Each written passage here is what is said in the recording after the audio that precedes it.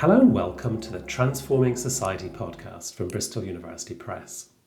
My name is George Miller and my guest today is Laura Clancy, who is a lecturer in media at Lancaster University. Laura's research focuses on issues of inequality, in particular the elites and monarchy.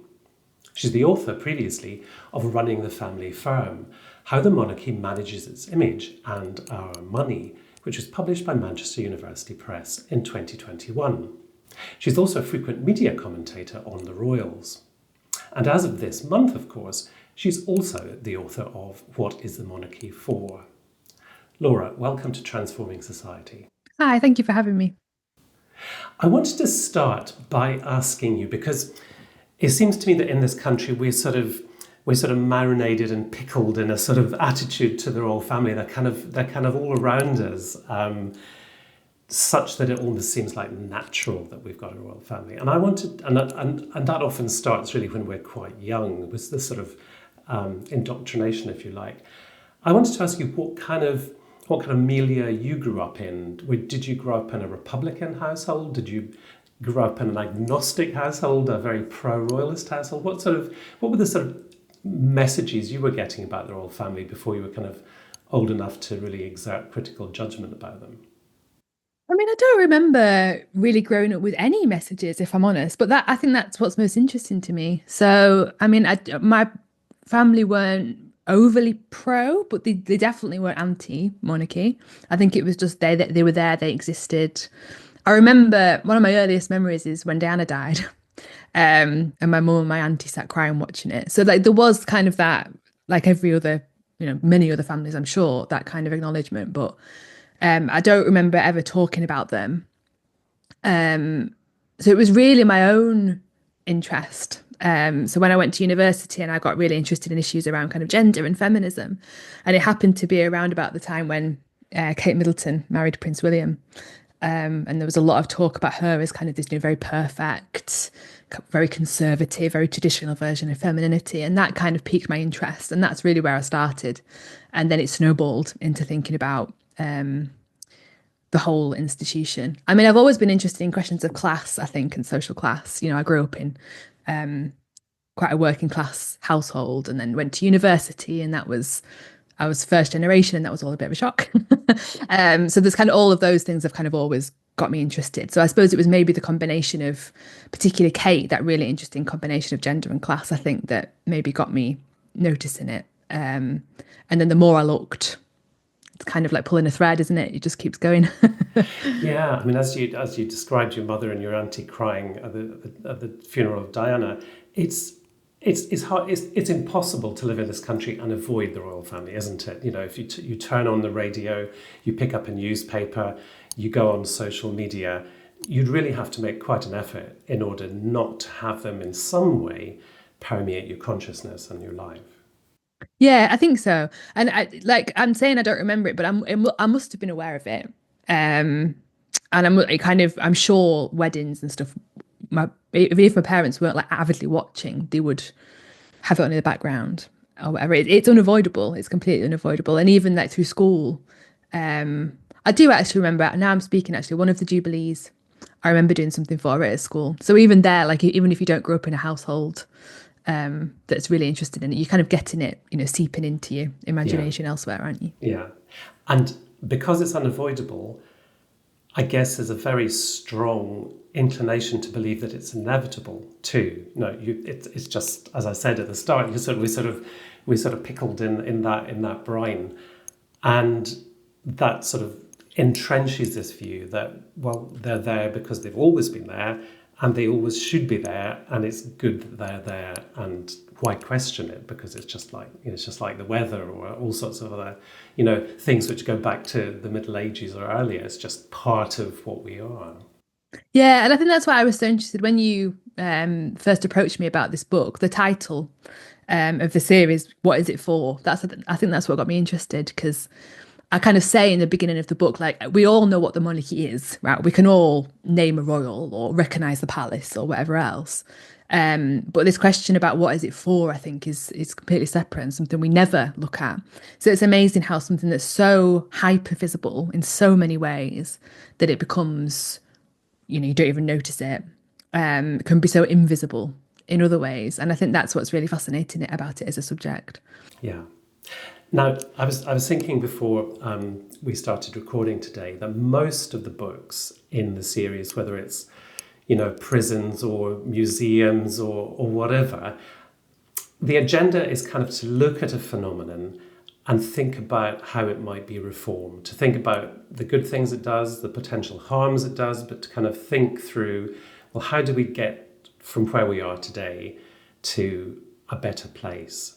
So I guess one possible approach to the question, what is the monarchy for, is to look at it and say, well, there are some things that are not going quite right. There's some ways in which this institution doesn't represent 21st century Britain, but perhaps if we did this or encouraged that or stopped doing this, maybe we'd have an inverted commas, a monarchy fit for the 21st century. As I think you've probably already indicated, that's not the approach you've taken. So maybe you can tell me why that approach doesn't seem to have any merit to you, and therefore what you're sort of pursuing instead. Yeah, so I mean, there's lots of commentators who talk about like a slimmed down monarchy, for example. So less of the in quotation marks working royals, which will mean less money out of the public purse, or getting rid of some of their property, or kind of going more towards, I guess, a version of some of the European monarchies who are much smaller. And there is some support for that, and supposedly King Charles has said that he'd kind of support that as well, although that's obviously not confirmed. I just can't get past. I don't see how an institution where there are so many layers. So my book goes through, issues of gender inequality, connections to colonialism, which are not historical, which are still very much present. Issues around abuse of power, issues around land ownership. I don't see how an institution with all of that can simply be reformed. It feels like the sheer power of the institution, and I suppose like even just like the symbolism of it, and what it means in the UK, what it means globally, what it means historically in terms of class, gender, race, all of those things. I don't see a way for that to just be simply reformed. I think that if we seriously ask the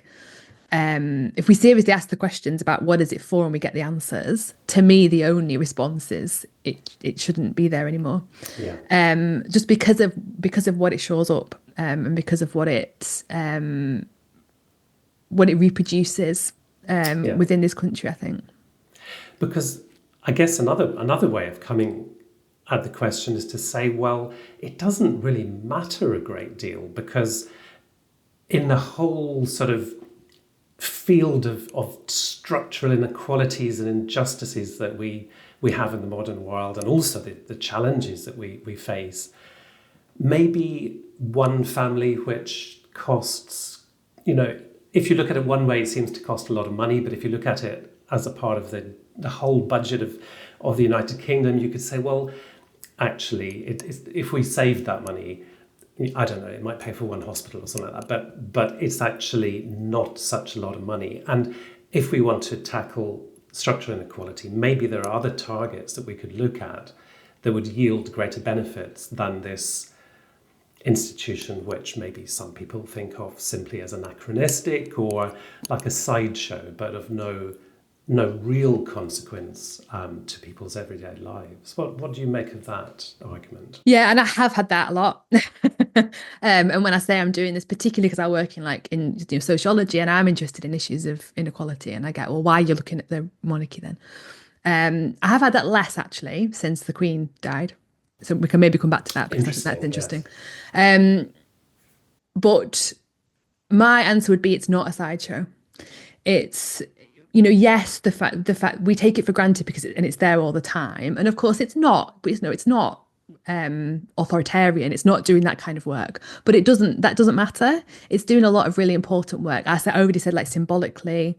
I think of all the other systems that it kind of upholds as well. So I think the existence of the monarchy is very much attached, not necessarily in law, but I think ideologically with like the House of Lords, or with a system of an aristocracy, or with systems around land ownership and inheritance and all of those. I think all of that system, which has historically been really, really important to the shaping of this country, and is now assumed to not be relevant because we've got all the, new money coming in from the globally, but actually still is really relevant. The amount of country houses that are still owned by the original families. The Duke of Westminster is one of the richest people in the country, in the world, I think. So it kind of, yes, it's not, Charles isn't going around beheading people. It's not that kind of thing, but it is still really important in terms of shaping what Britain is and what it isn't, and what we think we are and what we think we're not, and all of those things.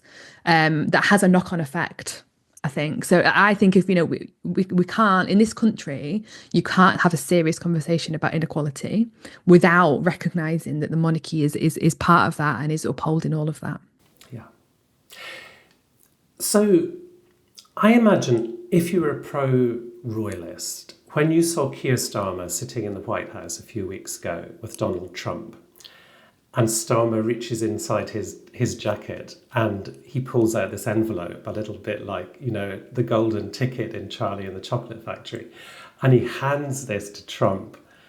And I can't remember which one of them reads it, but the letter is from King Charles inviting Trump on a state visit. And you can see how delighted Trump is. I guess someone who's pro-royal would say, well, wasn't that a great coup? Wasn't that the kind of thing which Macron couldn't do, which has really given us an edge and really shows that, aside from the arguments about tourism, which I guess are also a sideshow about, whether the royal family boosts tourism. But look, there's an example of amazing soft power that Starmer's got this trump card, if you pardon the pun, which makes the president go weak at the knees, and that's an example, perhaps an extreme one, but there are probably plenty of other either monarchs or world leaders who would equally be chuffed to bits, and that's an intangible benefit. You maybe can't say exactly one-to-one correspondence what that brings Britain, but to have that in our back pocket is well worth £124 million a year, or whatever it is that the royal family costs. What would you say to someone who put that to you? I mean, that might be true, but I guess I would go back to okay, great, yes, but is that the version of Britain that you want the world to think of us as? Do you want them to think of us all sat in gold carriages and is that what you want, the outward facing thing that you want people to have, I suppose? I mean, I guess there would be maybe a minority, but there would be a sizable chunk of the population who might say resoundingly yes. I'm sure there would be. That's exactly what we want to project to the world, that sort of heritage and tradition and whatever. But you can get that elsewhere. And you mentioned France, and I know this isn't quite the same for this argument, but they've got a history that's got a lot of a big history of monarchy, and that's known, right? Their kings and queens are known, and people still talk about them. I would also say, yes, that soft power thing might be true, but again, at what cost? And I don't just mean economic cost. I mean all the other costs, ideological, all of that comes with the monarchy. Is it worth that trade-off? And my answer to that would always be no. So would you say there's something damaging, there's something kind of sclerotic in a country that is so wedded to keeping alive sort of ancient structures and traditions and hierarchies that perhaps, because I was thinking before the call, is Germany a better country for not having a monarchy? And I put better in inverted commas because obviously it would be very difficult to say exactly what, but I thought if the monarchy is damaging in this sort of ideological way and also structural way, well, if we look at somewhere like Germany, can we see that that the absence of that is actually having a benefit? And of course, then you'd have to go into political systems and views of values and all that sort of thing. But in crude terms, do you think maybe it's not sufficient, to be a sort of modern, forward-thinking nation to get rid of your monarchy. But do you think it's a necessity in order to get to this position, whether you can then sort of thrash out, how you conduct yourselves democratically and what your values are and how you address inequality and those sort of things? Yeah, I think that's a really nice way of putting it. I think I'm not saying if we get rid of them, everything will be perfect, because obviously it's not going to be. And I'm not saying that every other country that doesn't have a monarchy is great, because obviously that's not true either. But I think my concern is more, there's lots of movements in this country, like, left-wing movements that are talking about how we can move towards a more equitable system, right? And how we can get away from the neoliberal, late capitalist, whatever on earth we're in at the moment. And to me, that can't be achieved without getting rid of the monarchy. I think that's the thing. I think that you can't, those two things can never come together. And if we're, serious about making life better for everybody, you kind of can't do that whilst running this monarchical system that enshrines inequality in every single, pound note that you hand over to a shopkeeper. How can you build something when that still exists? Yeah. And it was probably quite difficult, comparatively difficult, to make that argument while Queen Elizabeth II was on the throne. She, for most of people who are now alive, embodied the monarchy, was the only monarch they had known. And I think it was probably felt by Republicans it was quite difficult because of the regard in which she was held by quite a sizable number of people in the country and outside, that probably the Republican case might have to wait, or that it would change the nature of the Republican case once the monarchy was no longer sort of indivisibly linked to Queen Elizabeth. So you were writing this book at a really interesting time, because I think you began planning it while the Queen was still alive, and you were writing it over the period when she died, her funeral took place, and Charles has come to the throne. So I wondered, well, first, I guess, do you agree? Do you think it's true that the case for a republic is now easier to make? And then maybe you could just reflect a little bit about this whole transitional period that you've been writing through, and how it's sort of played into the argument of the book. Yeah, it's definitely easier for sure. I mean, I think, you mentioned at the beginning, my other book was only out in 2021, which actually isn't very long ago. It's only 3.5 years ago. But it feels completely different, I think. And I do quite a bit of like media work. And I felt the shift. So when she died and there was all the coverage of her death and funeral and stuff, obviously the mood was very somber and you couldn't really say a lot. But even then there was starting to be, I was getting quite a lot of requests from like the USA, for example, to talk about what land Charles will inherit. Well, that was totally new. And then when it came around to the coronation, most of the request I was getting was kind of more critical look at the monarchy. Whereas when the Queen was alive, I kind of had to be quite careful what I said. You'd notice it was only certain news outlets who were interested. So it's certainly opened up the conversation, and I think people are more willing to listen. I've had a lot less of the thing we said earlier about, oh, what's the point of looking at that? I don't really get that anymore. I think people see now what the point is. So I think it's certainly, I'm not saying we're in some sort of utopia where things are going to change overnight. I don't think that's true, but I do think we're closer than we've ever been. Just in that people are less, it almost like drew attention to them, to the monarchy in a way that I think was quite interesting. In that, like you've said previously, when the Queen was here, it kind of just existed, and it was just, oh yeah, there's the Queen. Do you know what I mean? It was just part of everyday life. Whereas all of a sudden, even like having Charles on a stamp, and all of a sudden you would like notice the stamp when you put it on your letter, like, oh, that shook things up. And then you have him doing the Christmas speech, and all of these things we've become used to. It all adds up. So I think it is an interesting time, and it definitely shaped. I don't know if it shaped my argument in the book, because I feel the same as I did. My opinion hasn't changed. But I kind of felt a bit freer to say it. Like, I don't know if I would have been quite as bold previously. In the end, the spoiler, sorry to everybody, but at the end of the book, I basically say, there's nothing good. about the monarchy, and I don't know if I would have dared say that. So it's made me feel a little bit more able to engage with that side of it, I think, even if the facts of the argument haven't necessarily changed. Yeah. What did you make of the public protests around Charles's accession and the way in which they were clamped down on, which struck me as pretty harsh? Were you surprised both by the visibility and the authorities' reaction to them?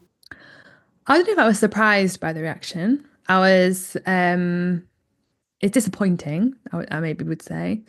I think the scale of the protest, I think people who weren't there don't know either. Like I went to the coronation and tried to stand with the Republic group. And I mean, there was a point where we were walking down the road in London. It was as far as you could see, just this sea of that bright yellow of their brand. It was huge, and you never saw that on the news. And I think people don't realise. And even, the Republic events since have had decent attendance. The way the police responded obviously they arrested loads of people mostly before they'd even started protesting. Someone was arrested for holding up a blank sheet of paper because it might have been seen as a protest, which was, that's quite shocking, isn't it? But then I don't know if I'm surprised by that, because I think I see it, right, in very small. I get a little microcosm of it when I go and do media stuff, of how quick they are to shoot you down, or how you're given less time, or all of these little things that happen. You see that they're scared, I think, and I think we saw the scaredness when Jeremy Corbyn was so outwardly anti-monarchy, and the press reaction was so. I mean, it just blew up. It was so instant and extreme, their reaction to it, as him as basically as the enemy of Britain because he dared to say he didn't support the monarchy. So I think the script for those protests, the reaction to the protests, has always been there. And of course they don't. I really do think they don't want it to get out of hand, because I think questioning one institution that's taken for granted opens the door to query many other institutions that are part of the British establishment because they're all connected. I mean, it seems to me the time is gone where you had to be male and you had to be white and you had to be Christian to be Prime Minister of this country.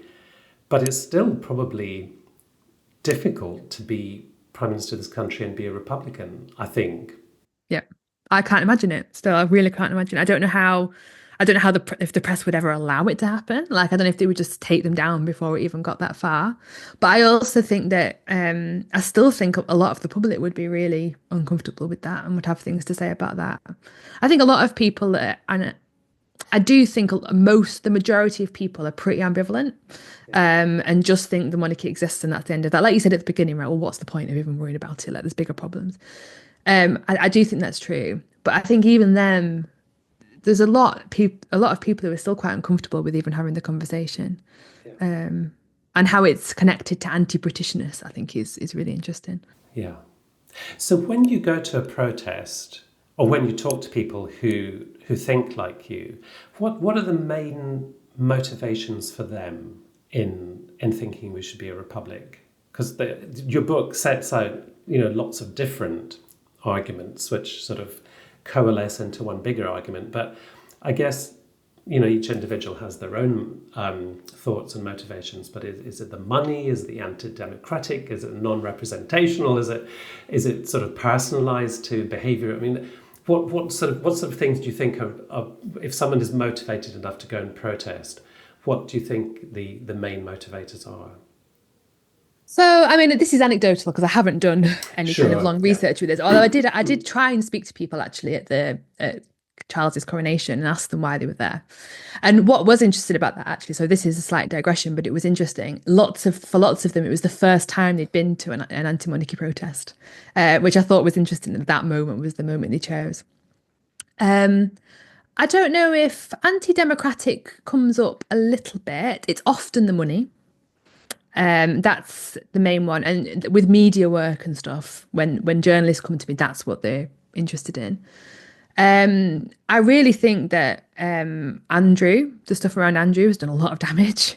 And a lot of people kind of see him as symptomatic of a bigger problem within an institution, which is quite interesting because they've often tried to paint him as this black sheep, I think, and I think that hasn't worked. And the stuff around Meghan Markle, and I know she's still really not very well liked, but I think the stuff around the racism has hit home, and you get that. I think the combination of the Harry and Meghan stuff and the Andrew stuff, although obviously they're completely different cases, but in combination, I think what they've done is draw attention to institutional inequality in a way that nothing else really can.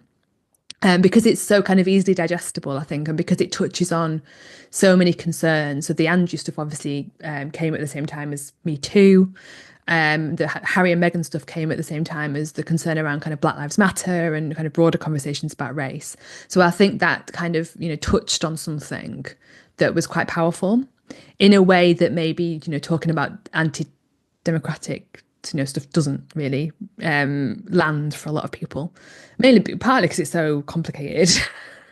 And it's really hard to kind of, how do you explain that in a 5 minute conversation, but also just I guess in terms of what's in the broader discourse in society and what people are interested in. I think those are the things, particularly for younger people. I think if you ask younger people, and the odd ones I have spoken to, it's always Andrew and Harry and Yeah. Meghan. Which I guess you could summarize by saying these people don't represent us or don't represent values that we identify with, and we therefore don't want, we don't identify with them and don't want them to be the people who are going off abroad and, smiling and shaking hands and pretending to stand for us. Is that a lot of things perhaps coalesce under that heading? Yeah, agree. Yeah. And I think, to be honest, I think people saw through. So, when Meghan first married Harry, there's a lot of talk about her modernizing the institution. And I think people saw through it. I think, there was a lot of that was peddled for quite a while, but I don't know if it landed with the majority of people. Because she almost, I write about this in my previous book, but like her presence kind of drew attention to the fact that it's historically so white and so unequal, like, so she kind of did the opposite. And I'm not saying that to point, I don't want this to be taken to be pointing fingers at Meghan. I can imagine how people will hear that, but I don't mean that. I mean her image, right, and the way she was represented and the way the monarchy attempted to use her for that. I really think it just didn't help, I don't think. Yeah. So beyond the immediate sort of financial beneficiaries in the royal household and their circle, who do you think benefits? Because that was one of the sort of motivating questions behind setting this series up, was if something's not working as it should be, not in a sort of conspiratorial way, but there are probably people who are benefiting from it working in a particular way. It's sort of been, they've fashioned it or helped fashion it in a particular way that suits them or plays to what they want to. So who do you? I mean, because you talk at the start of each chapter about various myths about the royal family. So who is do you think responsible for creating and maintaining the myths, and who benefits from those myths beyond the obvious immediate beneficiaries? I mean, it's a very vague thing to say, but I think the whole British establishment relies on the monarchy. And by that I mean, in the book I describe the way that our kind of government is but it's literally benefiting in terms of it gives the government more powers than it would otherwise. But also, I guess, in terms of, I mean, you could even boil it, when you were talking, I immediately thought of something like Eton. And those kind of systems, right, that are reproducing very similar kind of ideological standpoints, I suppose. Or like I already mentioned the aristocracy, the upper classes more generally. I think that because this country is so wedded to this form of inequality. I think that that makes us kind of more broadly susceptible to things like, when you have these billionaires from other countries coming in, and we kind of more broadly accept that kind of thing, and issues of wealth inequality, I think, which I think means there's kind of more room for that, for kind of that kind of extreme wealth to come in. I mean, it's really hard to. I've got no. It's really hard to give material evidence for these things, right? And I think that's what's hard. But there's a symbolic and an ideological understanding, I think, that the monarchy embodies, that is then taken on and used by all of these different people, whether that's through the language, whether that's through particular kind of behaviours, whether that's through our understandings of what is seen to be elite, I suppose. And that's maybe why I was thinking of Eton, right? Because, our understanding of elite schooling is, is, incredibly upper class, male, white, all of those things. Um, so I think all of those different systems that rely upon similar ideologies are all drawing on, even if only implicitly, systems of monarchy. Yeah, and I guess there are networks of connections, which obviously existed in all societies, but the monarchy shapes or plays its part in shaping the networks which matter in this country. And there are questions of access, aren't there? You write in the book about the Black Spider memos, which then Prince Charles wrote to government ministers. And I guess one view you could take of them was, well, he was just, exercising his hobby horses. He was writing about homeopathy and organic farming and architecture, and it's just a slightly cranky upper middle class, aristocratic man, just trying to stick his oar in, but actually doesn't make any difference. And I guess a lot of people might just find it, sort of slightly ridiculous. But would you link that sort of thing to these wider issues that we're talking about power and access and networks and elites? Would you see even Charles writing about organic gardens as part of that wider phenomenon? Yeah, because that's the question of who are they listening to, isn't it? I might have really good points on organic. I'm a terrible gardener, but I might have really good points on organic gardening. They're not going to be interested in what I think, are they? So it's about whose opinion gets heard, whose voice gets heard. And we know in this country we've got a huge problem with, millions of people being entirely voiceless. Working classes, disabled people, all of these cuts to benefits and stuff that hit them. They're totally voiceless in that. If that was hitting Charles, he'd be saying something and they'd be listening. So it's around who gets heard, who has the power to influence legislation and all these things that matter. And that demonstrates that there's a relationship there as well. I do think, I didn't mention the media in that list of people I thought benefited. And actually, I think they do. I think they're starting to do a bit more, I will say that, over the last few years. And there's some really interesting reporting on the monarchy. It's not all awful, but, a lot of them, they repeat the press releases from the palace as though it's gospel. There's no attempts even at critique. Or kind of a critical engagement with it, partly because they know the royals wouldn't let them, I think, but also I think partly they're not that interested because it's a good money spinner, isn't it? People keep wanting to read about it.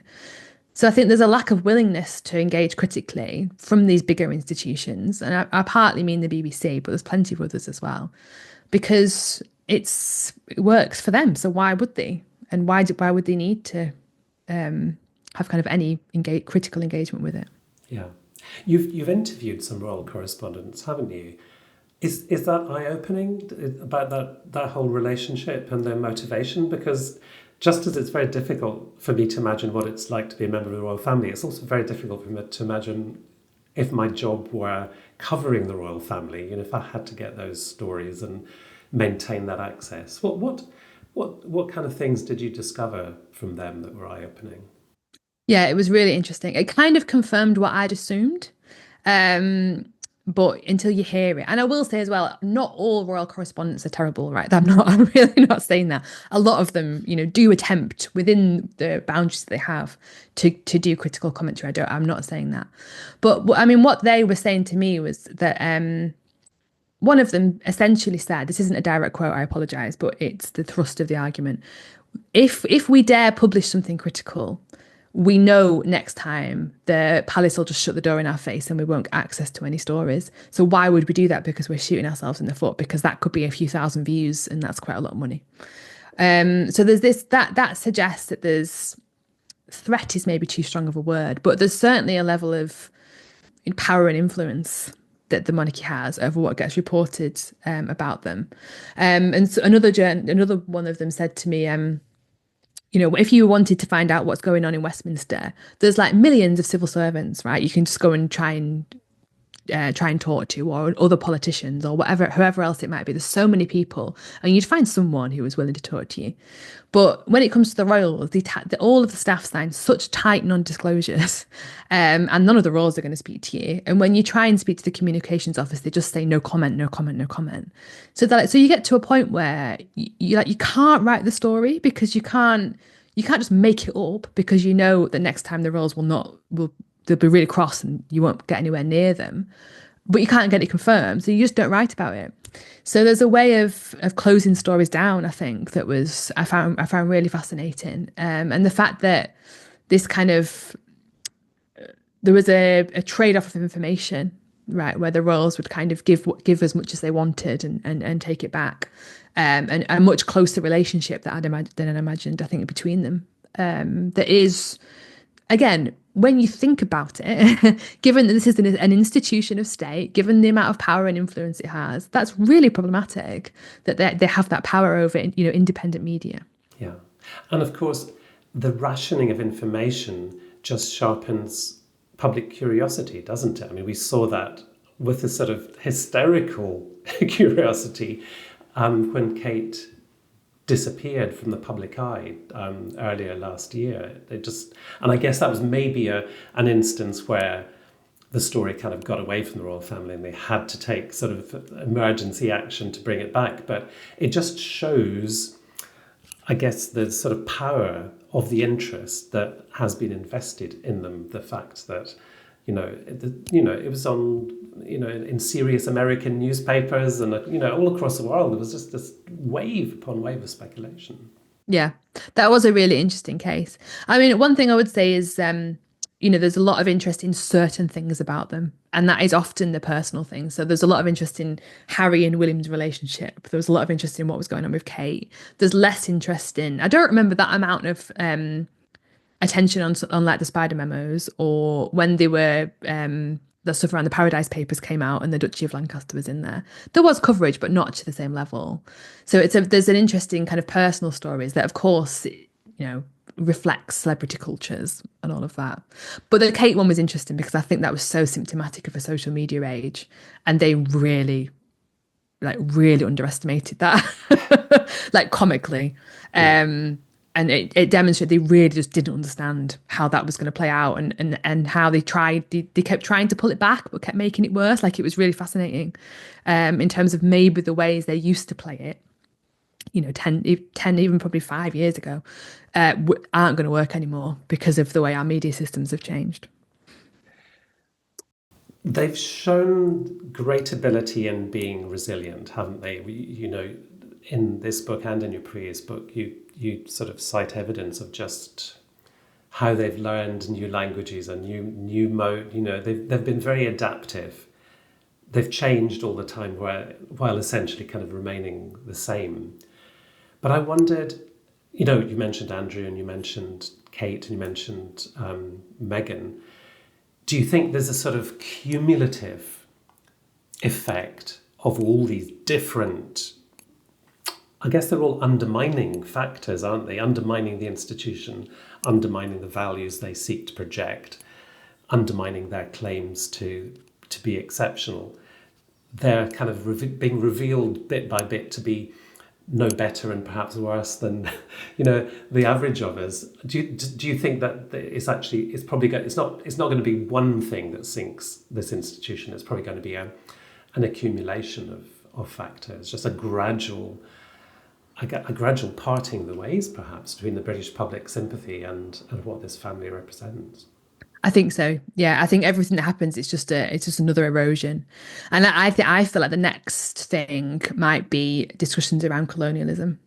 Um, so they're so far they've shown a lack of interest in offering kind of any apology or any accountability for it. They've acknowledged it. I don't think that was enough.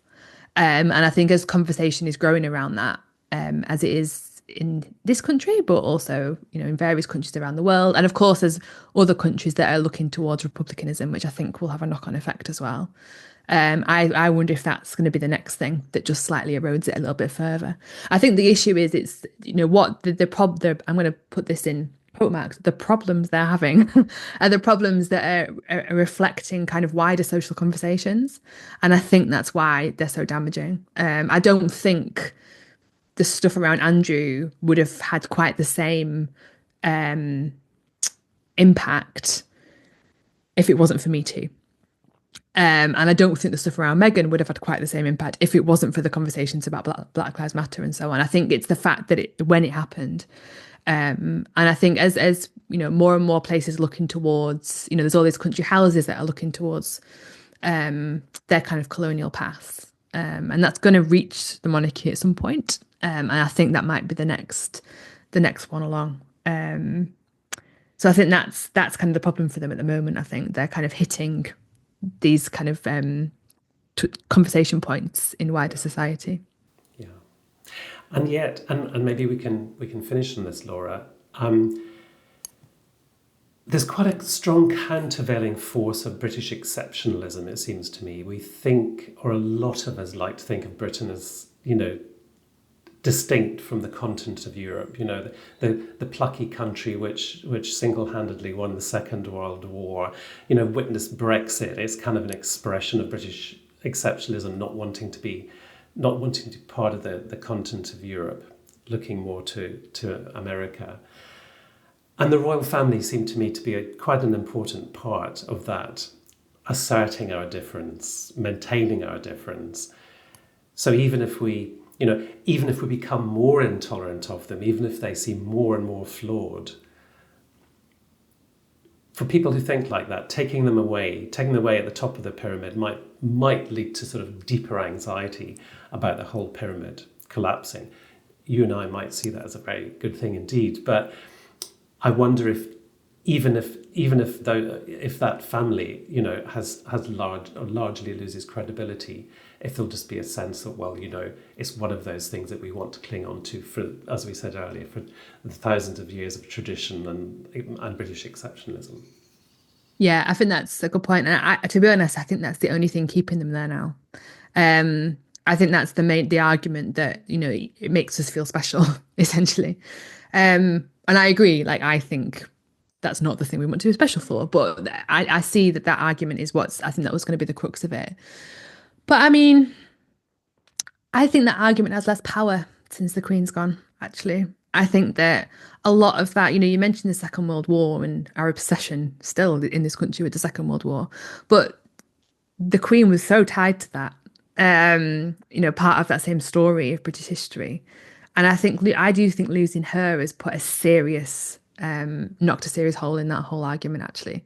And people just don't seem attached to Charles in quite the same way, I don't think. And he doesn't seem to represent the same things. I can't see William being able to do that either, or any of them really. So when you lose, so what the Queen did was she made the institution personal, right? And she gave it a face, and she gave it a feeling, and she gave it emotion that people had attached to her as the grandmother or whatever else. When you lose that, and it's just an institution, that's much harder to hold on to and much harder to make that argument about. So I agree that I do think that argument is still there, and I don't see that going anywhere anytime soon, but I don't think it's anywhere near as powerful, and I don't think it has the same resonance with people as it maybe did. So, when the Queen was here, even Republic, the campaign group said we're not campaigning for the end of monarchy. When the Queen goes, we say that's the end. Like even they kind of knew that it just wasn't worth trying to have the conversation, and I agree it wasn't. Now, I think that's easier because that emotion and that attachment is gone, and people have. And immediately after she died, that wouldn't have been the time, but people have started to move on, and the conversation has moved on. So I think the further we get away from her, the more that will happen. So I agree with you, and I think that is still true, but I think it has a lot less power. And I think the emotion attached to that is starting to go, and I think that's a powerful thing. Yeah. So maybe not in my lifetime, but perhaps in yours. Hopefully. Laura, thank you very much for speaking to us today on Thank you Transforming so Society. much.